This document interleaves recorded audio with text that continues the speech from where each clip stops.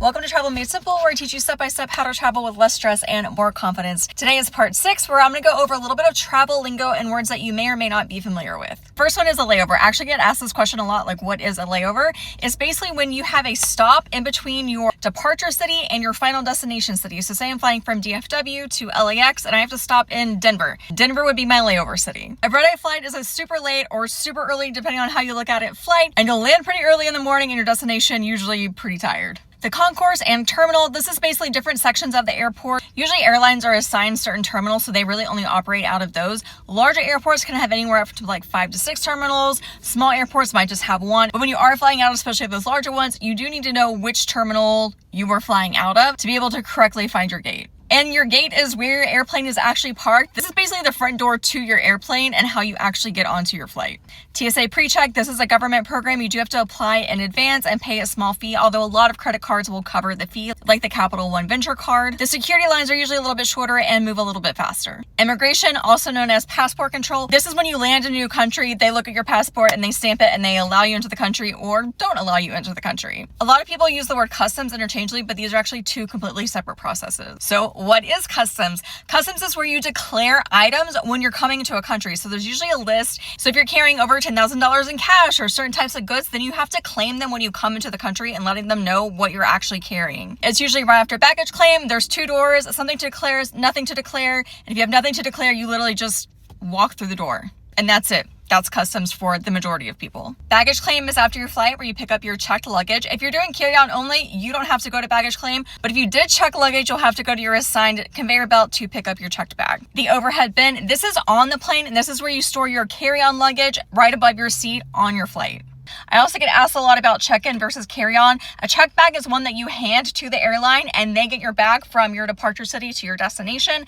A carry-on bag is one that never leaves your side. It is the one that you are responsible for and you take onto the plane with you. Welcome to part 7 of Travel Made Simple. Week 2 is all about airports and flying, and today we're going to talk about what do you do when you get to the airport. Now, you are able to check in for your flight 24 hours before it actually takes off. You can do this online or you can do this through the airline app, which is what I recommend doing. When you do that, you can get a mobile boarding pass. This is basically a QR code that acts as your boarding pass that you'll scan, go through security, and when you get to your actual gate. So if you've done that, you have a mobile boarding pass on your phone and you do not have any bags to check, you can go straight to TSA security.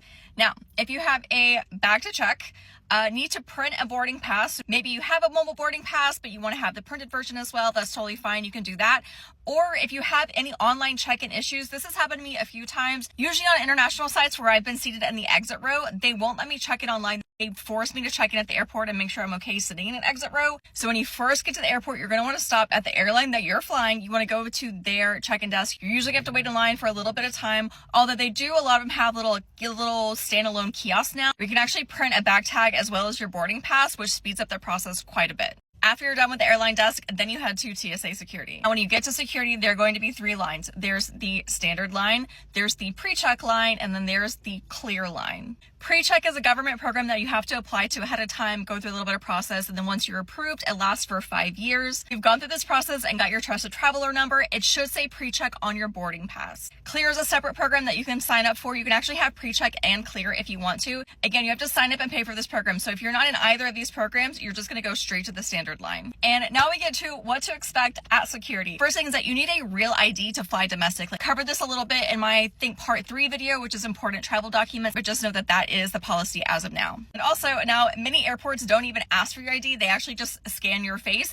although you can request for them to do your ID and not do any scanning if you prefer. Also of this last year, no one has to remove shoes anymore. Hooray! And removing liquids is not really enforced, but they can't ask you to remove them if they want. Basically, go back to week 1 where I talked about packing liquids for your carry-on. If you're going through the standard line, you do still need to remove any large electronics larger than your phone. So that's your laptops, iPads, tablets, gaming systems, anything like that. Your phone, I actually recommend putting into your bag because if it's out loose in the bin, it's very easy for someone just to like walk by and grab it. And the last thing I want to mention is that most airports, you put your smaller items in a bin. So anything out of your pockets, a small purse, a small bag, anything like that's going to go inside a bin.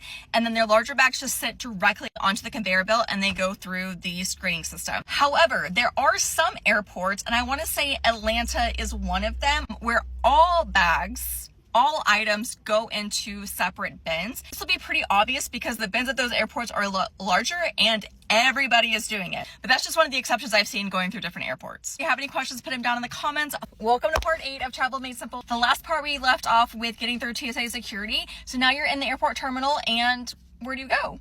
Let's talk about it. Kind of this joke online that like people are like, oh, I need to find my gate before I can go do anything else. There's just something about like laying eyes on your gate just makes a little bit of the stress kind of go away. So the first thing I recommend doing is going and finding your gate. And not just to make sure that it's there because it is, but because it might be a little bit further away than you're expecting. When you arrive at the airport or you get dropped off, you should theoretically be in the terminal that you need to be in. But if you're not, it is possible that you might have to change terminals, and this will add time. It's also possible if this is a massive airport, say like the Denver airport, the Atlanta airport, it can easily take 10 to 15 minutes just to get to your gate. So in my opinion, it's always better to go ahead and go towards where your gate is and go ahead and be that general area so that you don't miss boarding. Also, keep in mind that gates do change frequently. This is another reason I recommend having the airline app on your phone, because if you've logged in and you've like put in your flight details, it'll actually send you app notifications letting you know if your gate has changed, when boarding is starting, things like that. But also in the airport, there will be TVs stationed in different areas, and that'll have every single departure at that airport. It'll tell you the flight number, the airline, the destination, gate it's assigned to, and if it's on time, delayed, canceled, anything like that. So even if I know a gate I'm supposed to be going to, I always double check the TVs just to make sure that nothing has changed since I arrived at the airport. The other thing to know is that at those really large airports that have multiple terminals, they usually have some sort of like Skylink, Skytram, something along those lines that will actually, it's like a little train behind security that runs you between the different terminals. It doesn't cost anything. It's just something to kind of help you get between them, because a lot of times you can't walk. You have to take the little tram, or the tram will take like 5 minutes and walking might take 30 minutes. But if you do need to change terminals for any reason, like say you have a layover and you have to be in a different terminal, just also keep that in mind that you might have to jump on a tram to get there. And again, all these things just take time once you actually get to the airport terminals. And then outside of your gate, other things that you can find in the airport are fast food restaurants like Wendy's, McDonald's, different restaurants like Chili's, Fridays that you can actually sit down and order. There's grab and go shops like little 7-Elevens. There's souvenir stores, there's bookshops. I don't know. You could literally do so much shopping at the airport if you really wanted to or you needed to. There's usually a good amount of restrooms and they are spaced out. If you have the time and the line at your restroom is super long, I just walk to the next one. You can also find airport lounges. And if you're on an international flight, then you also have the option to do duty-free shopping.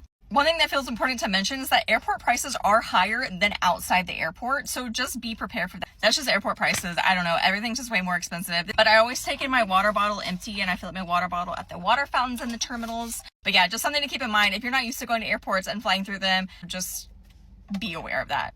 That's it for today. In the next part, we'll talk about boarding your flight. Welcome to part 9 of A Travel Made Simple. We're going to talk about the process of boarding your flight and how to read your boarding pass. This is the top half of a mobile boarding pass. The bottom part right here would be the QR code, which I have cut out for safety reasons. I don't know if it's true, but I have been told that people can scan barcodes even of flights that have already passed and get all your information. If you're taking pictures and videos, anything like that, like don't be sharing all your information on the internet. What I wanted to point out here is that it does tell you what time your flight is actually boarding. So most flights start to board 30 to 50 minutes before the flight actually departs, and boarding will close 15 minutes before the flight departs. So if this was a 7:15 a.m. flight, for example, boarding would stop at 7 a.m. So between 6:38 and 7 a.m., that's when boarding would happen. Some other important details that your boarding pass will tell you is the gate that you're assigned. So you can see right up there top is gate A34.